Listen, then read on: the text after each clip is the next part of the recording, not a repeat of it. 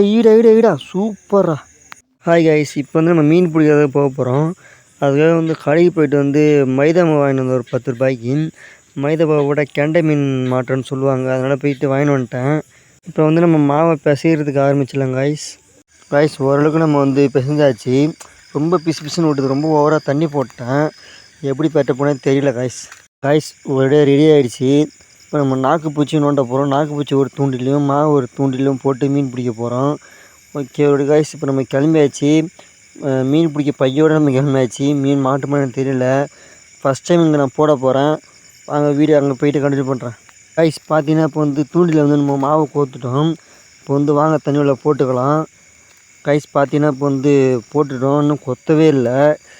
கொத்தமானு தெரியல கைஸ்.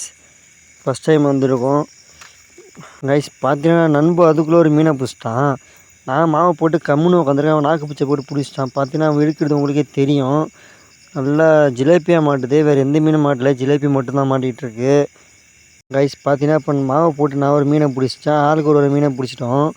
ஆனால் நல்லா சூப்பராக குத்துது கைஸ். ஆனால் உள்ளே இழுக்கு தான், நான் வெளில வரல. கெண்டை குஞ்சு அதை அரிச்சிட்ருக்கு. மீனாக மாட்ட மாட்டேங்குது சரியா. ஜிலேபி எப்போயாச்சும் ஒரு தான் மாட்டுது கைஸ். நாங்கள் வந்து மீன் பிடிச்சோன்னே நிறைய பேர் வந்து பக்கத்தில் தூண்டி போட ஆரம்பிச்சிட்டாங்க. பார்த்தீங்கன்னா உங்களுக்கே தெரியும், எத்தனை தக்கா கிடைக்கணும் உங்களுக்கே தெரியும். நிறைய பேர் வந்து தூண்டி போட ஆரம்பிச்சிட்டாங்க. ஆனால் அதுக்கப்புறம் மீன் நல்லா இழுத்துச்சு கைஸ்.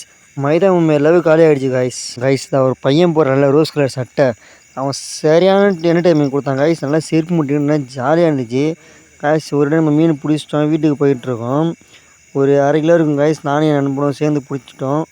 நாங்கள் வீட்டுக்கு போய்ட்டு அந்த மீனை கொட்டிட்டு உங்களுக்கு காட்டுறேன் கைஸ். பார்த்தீங்கன்னா வந்து நாங்கள் பிடிச்ச மீன் தான் கைஸ். 2 பேரும் சேர்ந்து பிடிச்ச மீன். நாங்கள் எதுக்கே 3 மணிக்கு தான் போனோம். 3 மணிக்கு போய் ஒரு 5 மணிக்கெலாம் வந்துட்டோம். இவ்வளோ மீன் பிடிச்சிருக்கோம். இதில் என் நண்பன் தான் அதிகமாக பிடிச்சான். நான் கூட அதிகமாக பிடிக்கவே இல்லை.